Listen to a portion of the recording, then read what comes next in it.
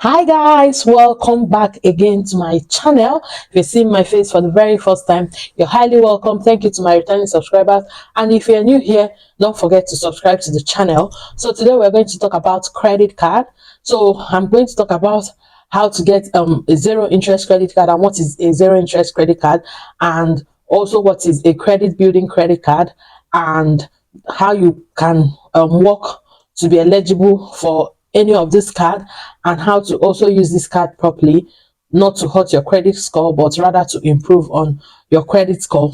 So the first thing I'll say is a zero interest credit card is a credit card that allows you to use the amount given to you for purchases, and you can pay off everything you use in a month, or you can pay off a minimum amount of what you use, and the balance of what you don't pay still remains as credit with no further interest added to it. So let's say you have a credit card which allows you to use £1,000, and at the end of the month you used £500, and you were able to pay £100 because they will give you a minimum that you have to pay. Let's say your minimum is £100 and you pay your £100. The remaining £400 is a debt, but it doesn't have any interest added to it for a period of time. Some are for 6 months, some are for 1 year, some are for 2 years and above. So I'll be talking about all this in this video. So I also got my own credit card. You can see a little video up here of me unboxing my credit card, and I will be telling you in this video the one I was able to get and how I was able to get it. So the first thing, I'm using HSBC Different credit card because that's the bank that I use, and that's where I was able to access all the information that I needed. But I know that all other banks have something similar to what HSBC is offering. So the first zero interest credit card that HSBC have is what we'll call the balance transfer credit card. So on this credit card, you can transfer your existing debt from another credit card to that credit card. They pay off that debt, and you also pay them what they have paid up for you for zero interest. Let's say you have a credit card that you have accumulated a debt of like £2,500 on, and you get this balance transfer credit card. You can use it to pay off your £2,500 to prevent further interest. Then you pay the 2,500 to them. They have no annual fee, and the zero interest is up to 27 months. That is about 2 years and 3 months. So you have 27 months to pay off whatever balance that they have paid up for you. The card also has a purchase zero purchase credit on it, but it's just for 3 months. So for 3 months you can use it to purchase and pay the minimum amount, but after 3 months you have to pay everything that you used it on, unless you start getting a an interest of 23.9%. So the second classic credit card, this particular credit card is credit builder credit card. It doesn't have the feature of zero interest. It's actually given to people who do not have a credit score, and who it has minimum requirement, but it actually helps you to build up your credit score to be able to get a higher credit card, or a zero interest credit card, or other credit card with better features.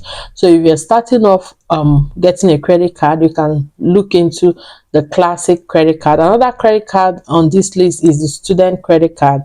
So the student credit card is also same as balance as the classic credit card. It doesn't have zero interest for purchase. You pay everything that you use it for, and the eligibility requirement is also minimal. So as a student, you can also get that credit card if you hold an account for 3 to 6 months. So that's that. Then another zero interest credit card I'm going to talk about is the reward credit card. So this credit card offers you points on eligible shops. So they have shops that if you shop on, you get points on them. So you get it's like a cashback credit card. So for each purchase that you make, you also get a cashback. It also has the zero interest feature for 6 months. So for 6 months, whatever you use on the card has no interest, but after 6 months you'll be charged 3.9%. Then for balance transfer, you can also use it for balance transfer for up to 6 months. So if you have a credit card debt, you can also use it to pay up that debt, and you have 6 months to pay up the balanced debt. I hope that makes sense. The next credit card is called the Purchase Plus credit card. So this particular credit card is mainly for purchase. It has a zero interest for up to 20 months. It has a zero interest for up to 20 months. If you are qualified for it, if you get the card, you can use the card for up to 20 months with no interest on your purchases, as far as you are paying your minimum pay for every month. So let's say your minimum pay is £50 or £100, so every month you just pay your minimum, and whatever that is remaining is at zero interest. The debt just remains there till a period of 20 months for all your purchases. But after 20 months, you are going to be paying interest on whatever that you are not able to finish off paying after the 20 months. They also have other credit card, premium, premier, and other, but these are the basic ones for someone that is just starting off with a credit card. So let's talk about the eligibility status. So how do you qualify for a credit card? There are three major things that the bank check when they are trying to get a credit card, give you a credit card. If you already in the country, you have a credit score, they'll just go straight and check your credit score. But if you're coming from overseas, and that account is the first account you're holding, and the credit card you are applying for is the first credit card you are getting, so there are three major things they look at. They look at your address, your employer, and your income, the way money comes into your account. So what do you do if you don't have your updated information in your account? Go to your bank, put update your address, also update your employer. If any company that you're working with, update them there. Also update your income, your earnings. So if you are being paid weekly, notify it on your account that you are paid weekly by so and so. If you are paid monthly, notify that you are paid monthly by so and so. Anyhow that your pay comes in, make sure that you notify that in your account. So when you do that, you set up all that, your account is good, all your personal information, your email is there, your phone number is there, your contact address, your house address, and everything is there.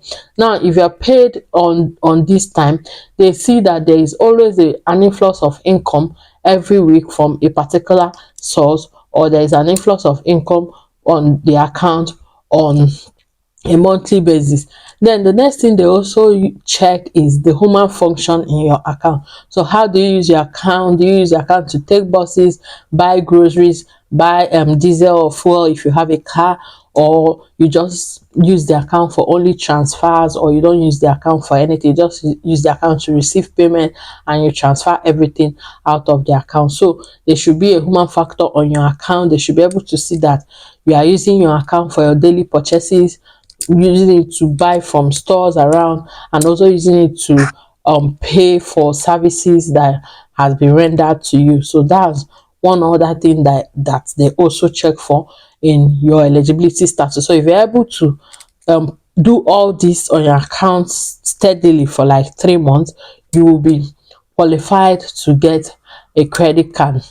Then the next thing about credit card is that you should also know that you are not expected to max out the amount that is given to you, or the amount that you're eligible for, because it will hurt your credit score. It will mean that you are dependent on the credit card. So if you have a credit card like the classic or the student one, the classic has about £1,000, the student credit card has about £500, you are expected to use about 25%, which is about £100 to £150 every month, and you pay it all by the end of the month. So it's better you even set a direct debit to pay off everything that you used on your credit card With that, you are sure that you are never going to split into the next month with a debt.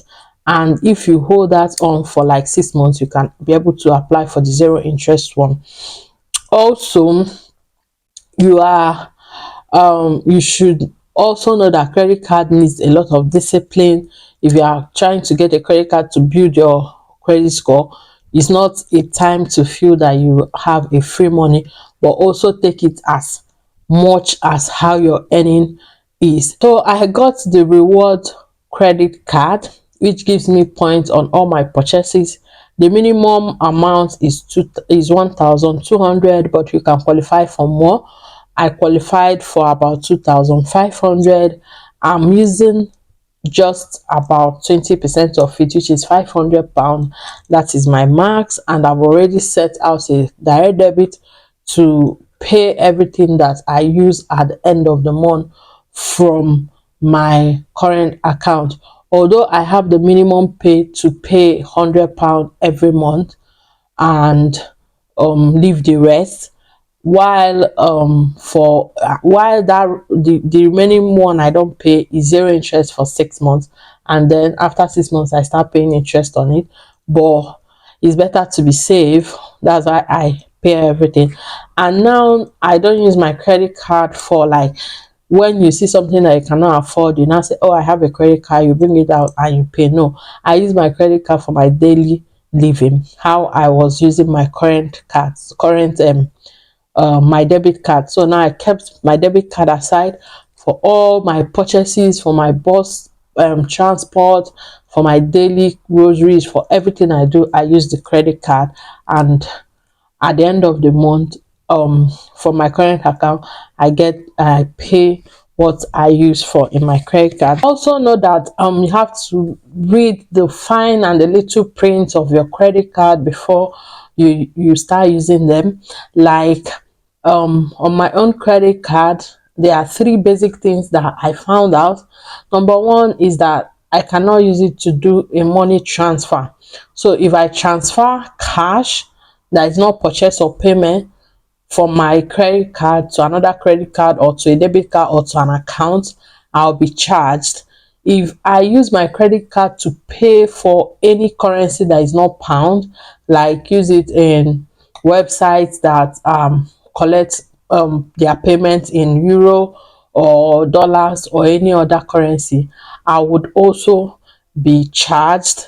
Then the last one, I can't really remember the last one right now. So if you are applying or accepting any credit card, make sure you have taking your time to read the terms and conditions, the policies, everything concerning your credit card, so that you don't end up making some mistakes. So if you read your terms and conditions and everything very well, it will help you to manage your credit card better, and you will not have any problem using your credit. If there are questions that you want to ask me, just put that down on the comment section. I will answer all your questions and make sure I clarify you on anything you need to know about credit card and how to apply for a credit card. For HSBC, you apply online. You can also go to the bank for them to guide you on 1 or 2 things. For your bank, you can check how you can apply. I know most banks you can apply online, and after about 2 to 3 working days, you get your card delivered to your house. You activate your card and you can start using your card. So that's all I want to share with you about credit card. Thank you for watching up to this moment. Remember to subscribe and remember to look to all other of my videos about finances and personal financial growth. See you in my next one. Love you. Bye bye.